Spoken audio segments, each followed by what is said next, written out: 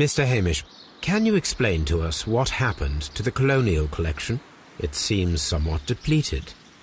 But, most likely maintenance work, tidying up. You're not sure, then? But you're the deputy director. Well, I am busy. I cannot be everywhere at once. As deputy director, how was your relationship with Montague Dunn? To be honest with you, Mr. Holmes, it could have been better. You see, every Tuesday he would carry out his inspection of the gardens, but it was solely to make an impression, great pretense that he cared at all. He would give out absurd orders, ignoring anyone else's opinion. He would then disappear for the rest of the week. He was what some might call a man of action. I'd say rather he was overzealous and chaotic. So after all, it was no wonder, perhaps, that he ended up like that, if you take into consideration his kind of lifestyle. You mentioned that Mr. Dunn led a particular lifestyle. Well, it's no secret that he enjoyed, celebrating, shall we say. He was a member of the London Smart Set. He was famous for it.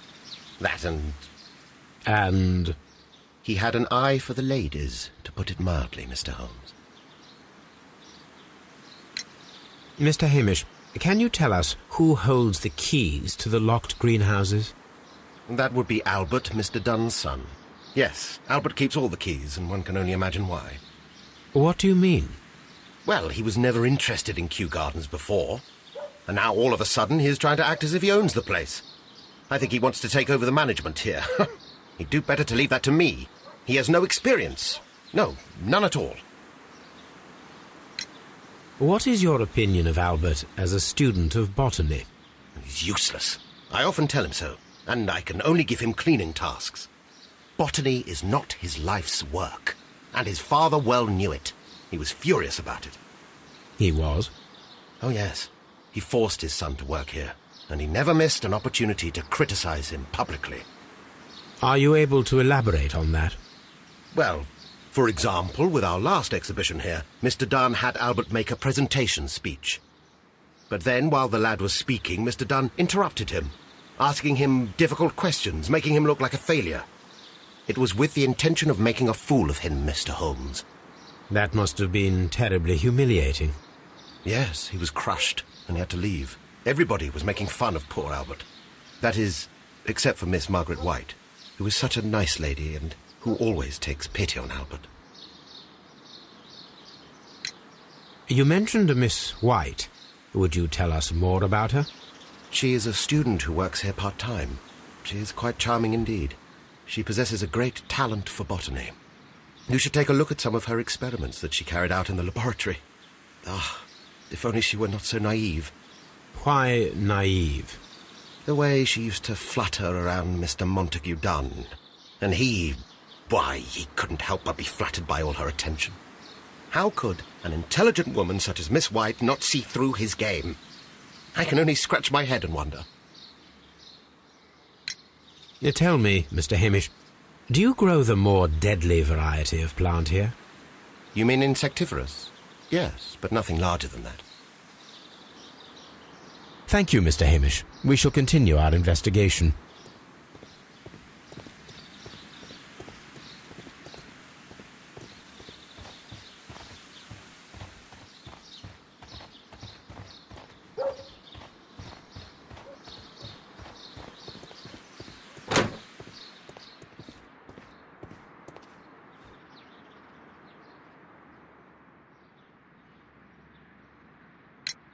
Who is Miss Margaret White? Ah, she is the young lady who studies with me. She visits here sometimes to help out with the greenhouses. In fact, she should be here today. She wanted to work at the seed house. That's the small greenhouse across from the large glass house. We noticed that a part of the colonial collection has been cleared. Ah, at the moment I'm just dealing with the storage room. I don't know much about the other rooms. I imagine that your relationship with your father may have been a strained one. Yes.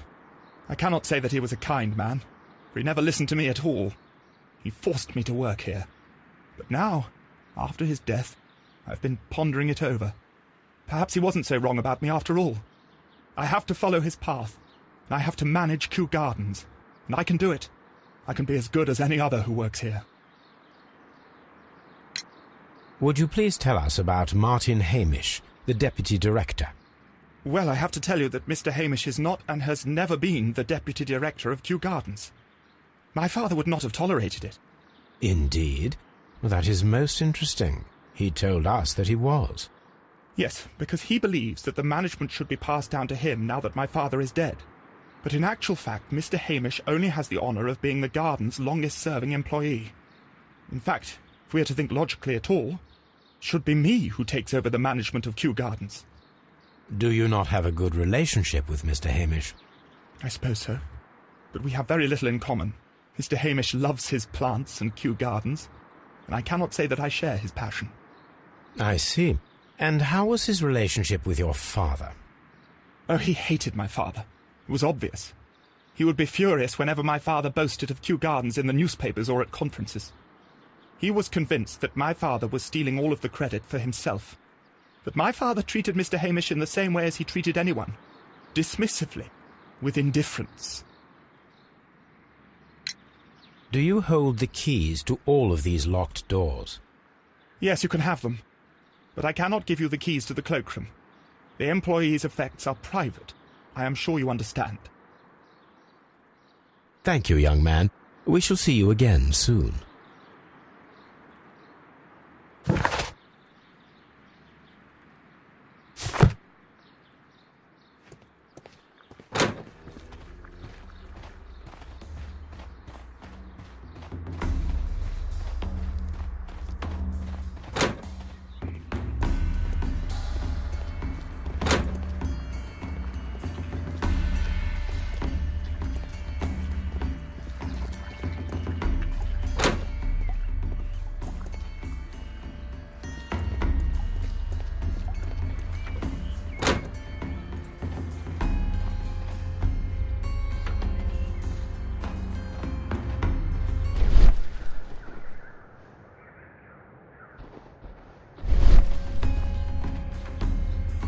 These flower pots are beautiful.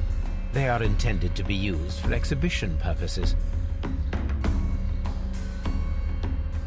The symbol is not from Kew Gardens.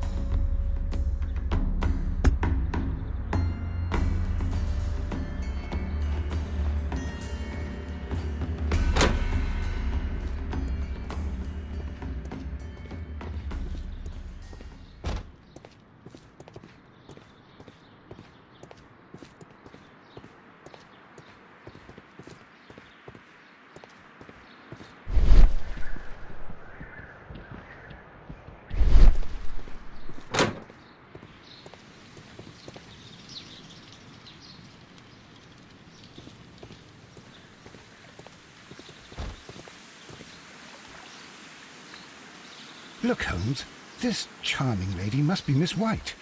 She's entering the seed house.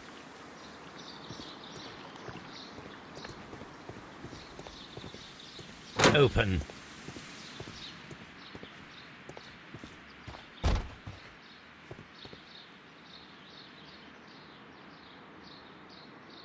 Good day to you, miss. You have some very beautiful plants here. Why, thank you, sir, and good day to you too. But... Oh, I do beg your pardon. My name is Dr. John Watson. This is my good friend, Mr. Sherlock Holmes. I am honored to make your acquaintance, gentlemen. My name is Margaret White. Excuse me, but are you Sherlock Holmes, the great detective? Yes, I am he. What a pleasure to see you here at Kew Gardens. Are you working on a case?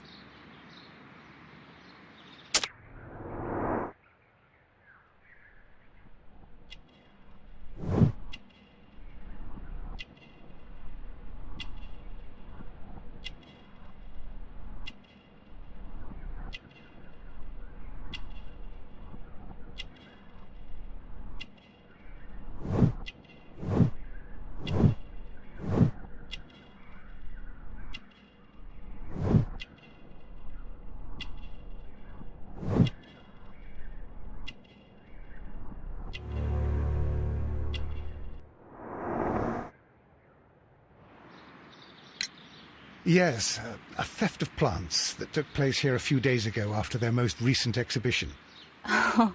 Oh yes, of course. I quite forgot about that. Oh, it's quite understandable that you might forget about the theft of the plants, miss, after the tragedy that took place here. Yes. The director was a truly good man. It is such a terrible misfortune. Would you happen to know why part of the colonial collection was cleared? No, I have never been there. Do you work here? Part-time only. I am a biology student at the London University. I attend the same classes as the son of Mr. Montague Dunn. That is how I found my chance to work here for part of my thesis, you see. It is a great honour. How well did you know Mr. Montague Dunn? He was a master, a great leader. I saw him almost as a spiritual father. He had an exceptional nature? Oh yes, indeed. He was always so active and so optimistic, and very nice to me. Although he could behave harshly towards his son. Why so? He loved his son dearly and wanted the very best for him. It made him extremely demanding. Albert, who is naturally shy, suffered because of it. Most of the doors in Kew Gardens are locked. Do you have a key to this room? Oh, yes. Albert gave me a set of duplicate keys. He agreed I might carry out my studies without disturbing him. It is only temporary. Thank you, miss. None of the 3 people who work at Kew Gardens know why half of the colonial collection was cleared. So, someone is lying. It is obvious.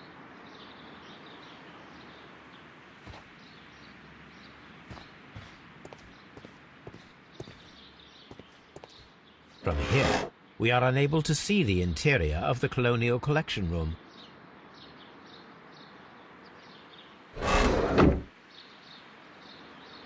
This is one of the outlets of the ventilation system.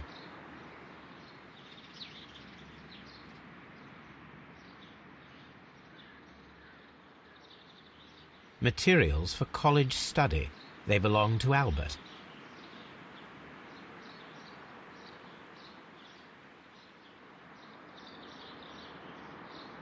A book about ships. Nothing at all to do with plants.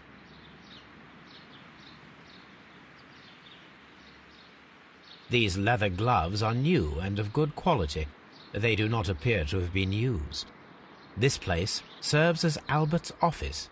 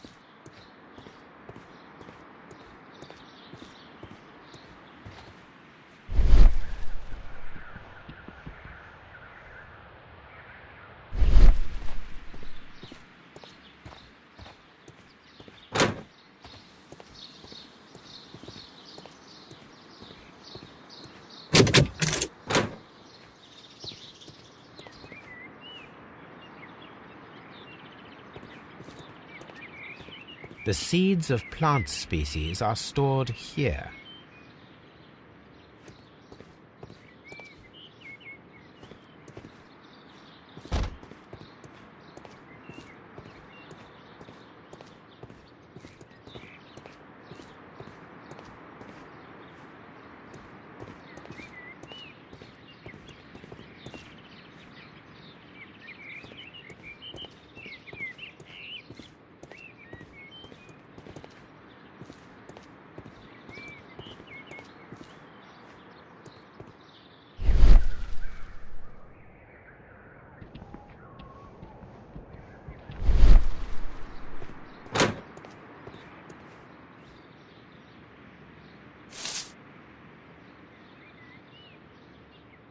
It is a bust of Montague Dunn. I am curious if the marble that we found will... Here it is. The marble fragment that we found in the Colonial Collection Room is what they have in common.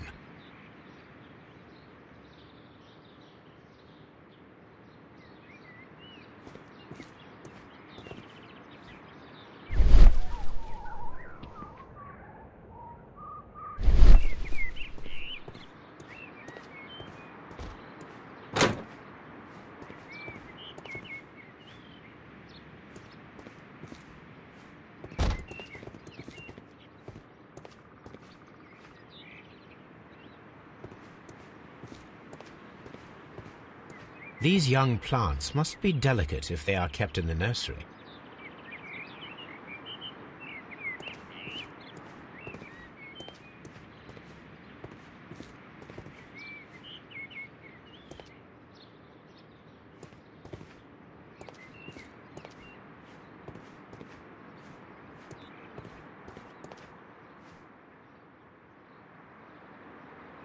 A thesis written by Martin Hamish.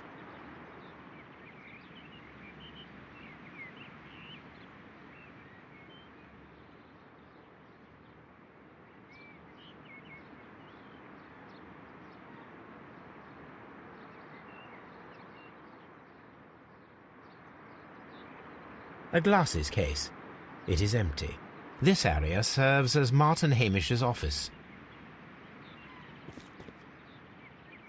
We can see the interior of the Colonial Collection Room from this window. This poster is for an exhibition that Martin Hamish was directing, but it had nothing to do with Kew Gardens.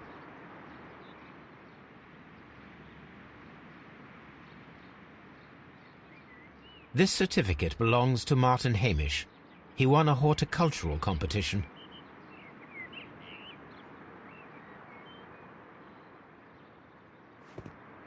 This is one of the outlets of the ventilation system.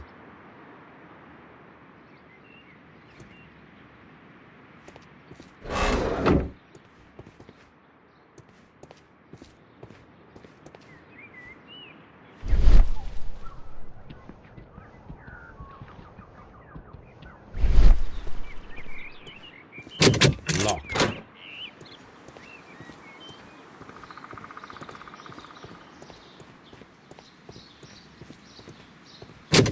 Locked.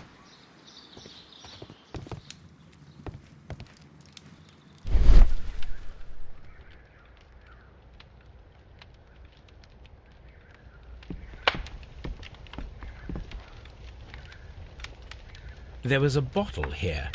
It left behind a trace of the substance that pervaded the laboratory. Several drops of the substance were spilled. Someone carried this bottle around. Gold dust? Good heavens. What's it doing here? The gold is almost immune to chemical attacks, so it may be a valuable auxiliary for various experiments. But why would anyone perform such experiments in a botanical garden?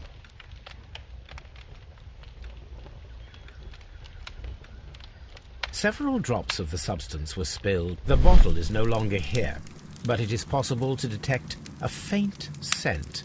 We need a good nose.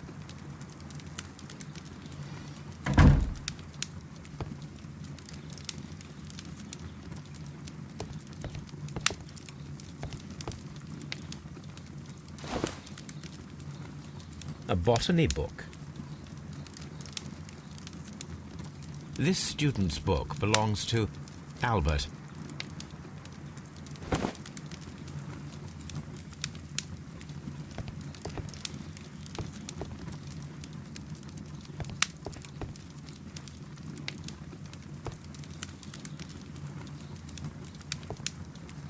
The employee's cloakroom.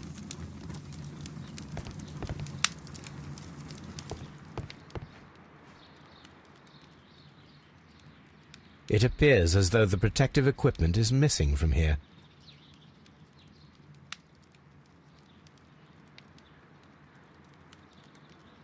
Such masks are generally worn when dealing with toxic chemicals. Gloves, waterproof aprons, everything one might need for self-protection. Do they grow dangerous plants here?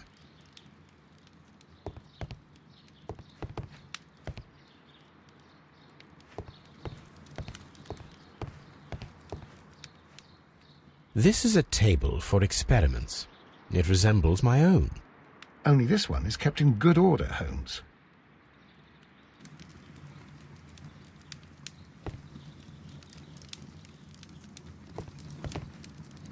A phonograph used for voice recording. Remarkable. Yes, this is quite a modern laboratory.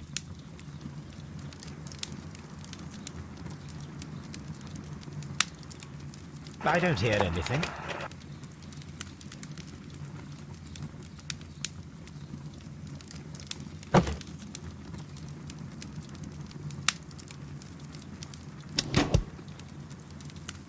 And it seems clear from these multiple experiments that plants do respond to their environment and have a form of consciousness. Margaret White, February 1895. Report number 245. Study report.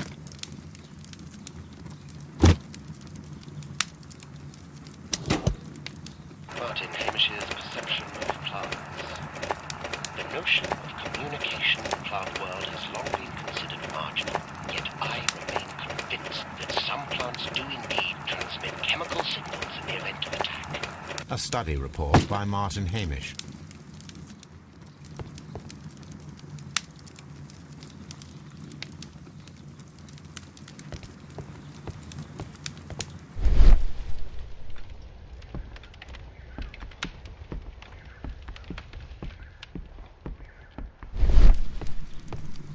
Locked. Holmes, Albert Dunn didn't give us the key to this door. It does not matter. We will open it.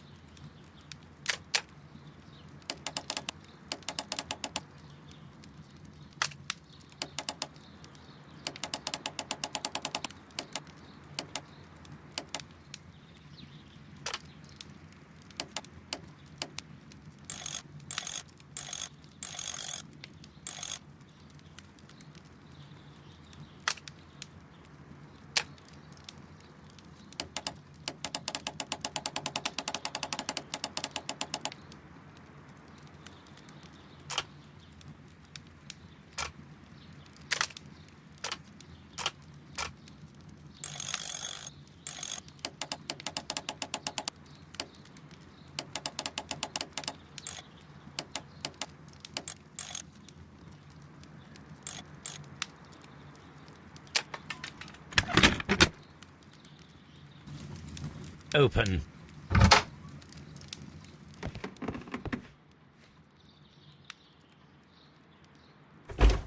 Martin Hamish's locker.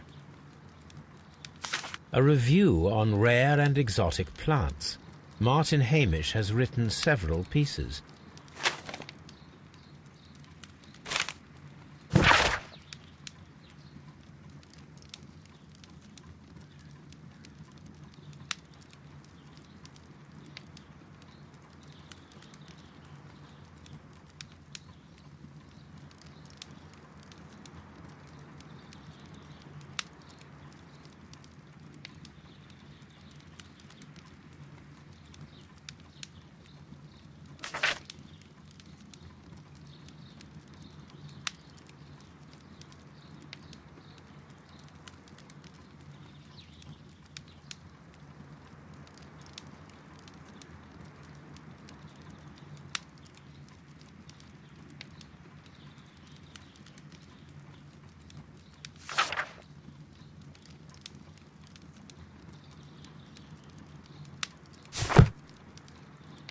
Martin Hamish studied chemistry.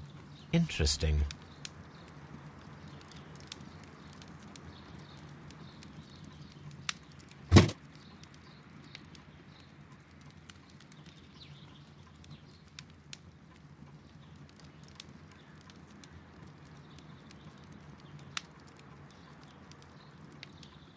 Father and I, Kew Gardens.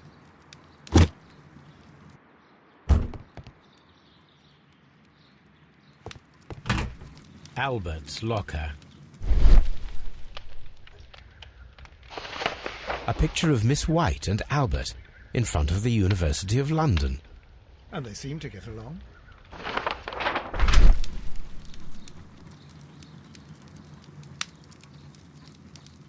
Specialist articles on shipyards and ship construction. Albert Dunn has a great passion for shipbuilding and the sea. A rejection letter from the British Royal Naval College.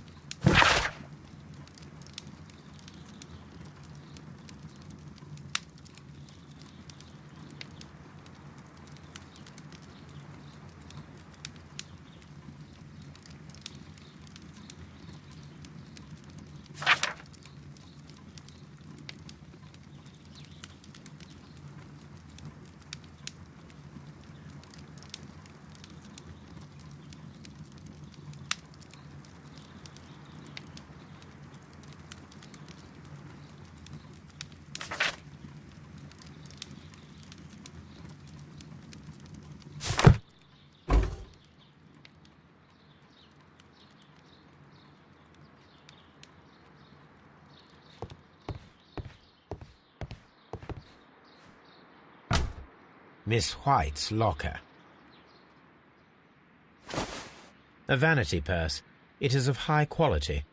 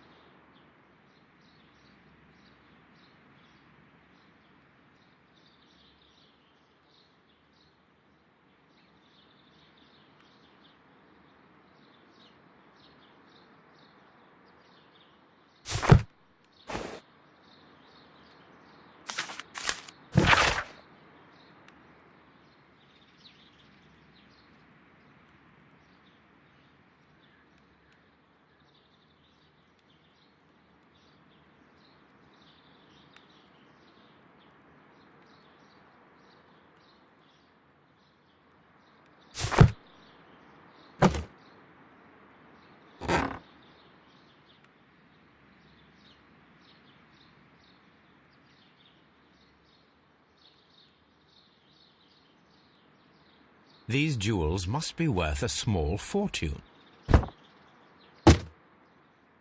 Apparently, Miss White is a capable student.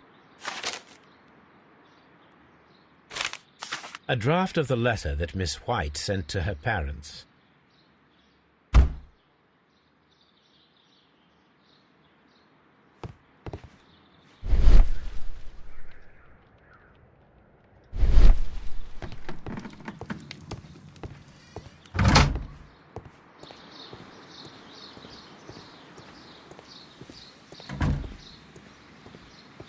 Locked.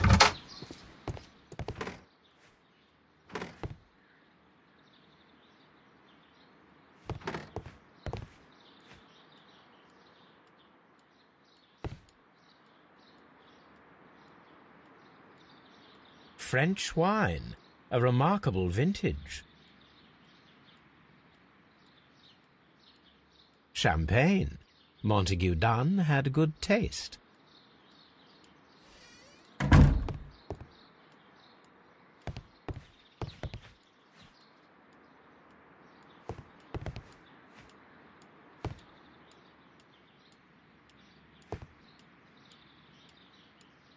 A photograph of Montague Dunn and Reynold Hamish.